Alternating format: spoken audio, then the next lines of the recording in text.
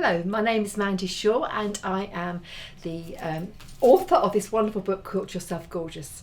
I also design and make my own patterns, and I've been patchwork and quilting for hundreds of years. As the same thing goes with Nigella Lawson and Jamie Oliver, we're all crazy about cupcakes at the minute, and I've been, in my book, you'll find a cupcake doorstop, cupcake tea cozy and a cupcake oven glove.